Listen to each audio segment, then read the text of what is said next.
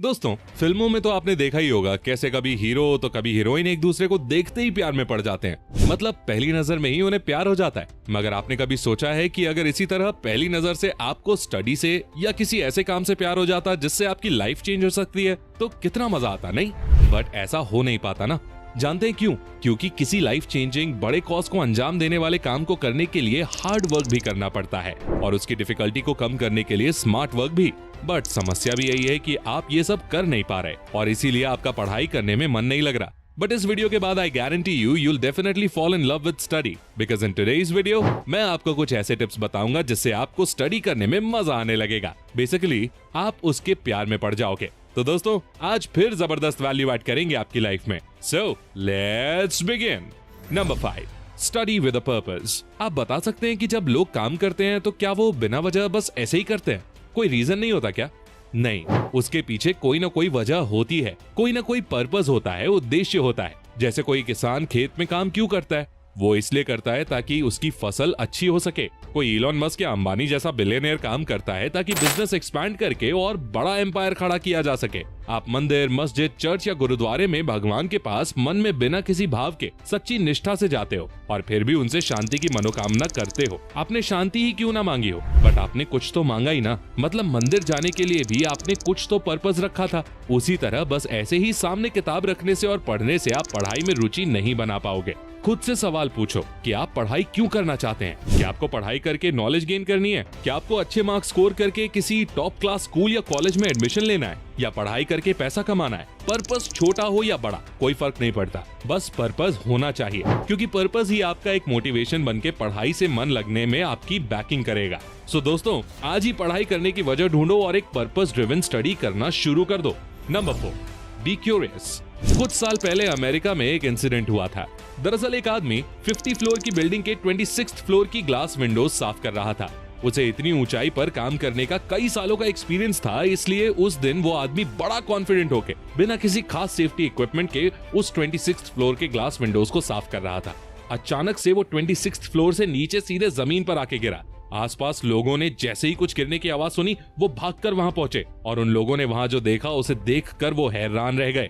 उतनी ऊंचाई से गिरने के बावजूद उस आदमी को कुछ मामूली खरोचों के अलावा कुछ खास नहीं हुआ। वो एकदम ठीक था। लेकिन ये चमत्कार हुआ कैसे? इसका जवाब जानकर आप बिलीव नहीं करोगे, लेकिन ये मैं आपको आगे बताऊंगा। हाँ, क्यों दोस्तों? क्यूरियोसिटी जगी ना। ये जानने की क्यूरियोसिटी जगी ना कि वो आदमी बचा कैसे होगा। यही तो है पावर ऑफ क्यूरियोसिटी। आपको एक ही जगह ठहरा के रखती है। अभी जिस इंसिडेंट के बारे में मैंने आपको बताया, ये रियलिटी में हुआ ही नहीं था।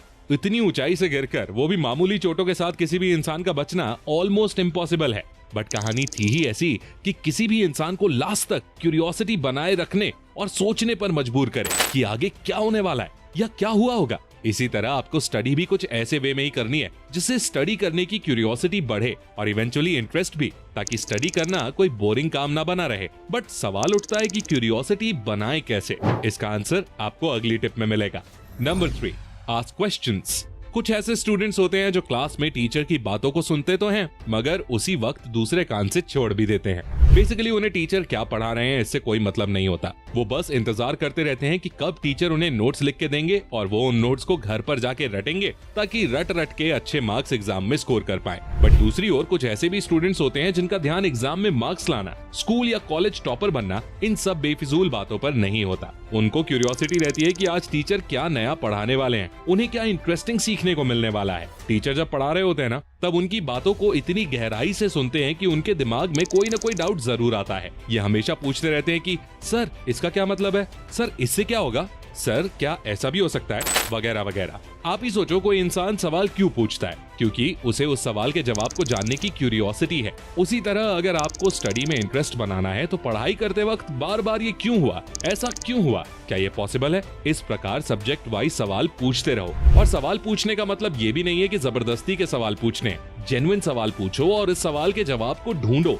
धीरे धीरे आपका स्टडी में इंटरेस्ट बनने लग जाएगा। Number 2, do not bind a time. कुछ काम करने के बाद जब आप मोबाइल पर 5 या 10 मिनट के लिए टाइम पास करने बैठते हैं तो पता नहीं कैसे मगर 1 या 2 घंटे यूं ही निकल जाते हैं ना, और इसका पता भी नहीं लगता। और वही जब आप टीवी पर कोई मूवी देख रहे होते हो तो वहां जब 2 मिनट की एड ब्रेक आती है तब लगता है मानो ये 2 मिनट धीरे धीरे पूरे हो रहे हो और आप मन ही मन सोचने लग जाते हो कि यार 2 मिनट का ब्रेक बता के चैनल वाले कहीं आपको बेवकूफ तो नहीं बना रहे। बट ऐसा कुछ नहीं होता। ये किसी पसंदीदा चीज को लंबे वक्त रहने के बाद एक बेकार सी चीज आकर उसका फ्लो जब तोड़ देती है ना, तब ये सब लगने लगता है।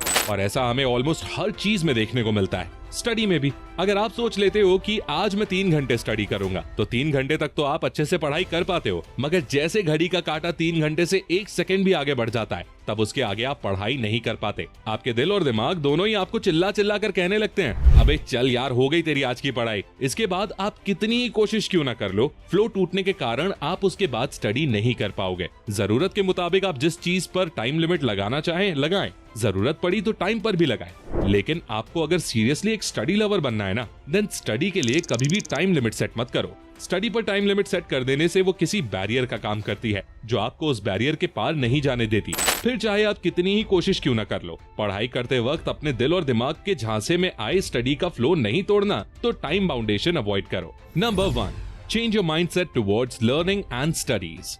Last but definitely not the least step, अपने नजरिए को बदलो। इस दुनिया में हर इंसान अच्छा है और बुरा भी, डिपेंड करता है कि उस इंसान को लेकर आपका माइंडसेट क्या है। दुनिया में ऐसे करोड़ों लोग हैं जो कहते हैं कि इलॉन मस्क कोई विजनरी इंसान नहीं है, वो बस पैसे का भूखा है, ये दुनिया को टेक्नोलॉजी के झांसे में फंसाकर लूट रहा है। बट दूसरी ओर ऐसे भी कई लोग हैं जो इलॉन मस्क को अपना भगवान मानते हैं। साइंस स्ट्रीम में इंटरेस्ट रखने वाले लोग स्पेसएक्स, टेस्ला की अनबिलीवेबल टेक्नोलॉजीज को एक माइलस्टोन मानकर उनकी तारीफें करते हैं। तो बिजनेस में इंटरेस्ट रखने वाले लोग उन्हें बिजनेस का बादशाह मानते हैं। अगर आप स्टडी को एक बोरिंग काम मानते हैं तो स्टडी आपको बोरिंग ही लगेगी। लेकिन आप अगर अब तक बताई गई सारी टिप्स को जोड़कर पढ़ाई में अपनी रुचि बना लेते हो ना, और उसे एक इंटरेस्टिंग टास्क के रूप में देखना शुरू कर देते हो, तो मैं 100% गारंटी के साथ कह सकता हूँ आपको पढ़ाई करने में मजा आने लगेगा। तो दोस्तों, अगर आप सही में चाहते हो कि आपको कुछ बड़ा हासिल करके दिखाना है तो आपकी उस ऊंची उड़ान के सफर की शुरुआत पढ़ाई से ही होती है। और अगर आप इस पहले पड़ाव में ही फेल हो जाते हो तो आगे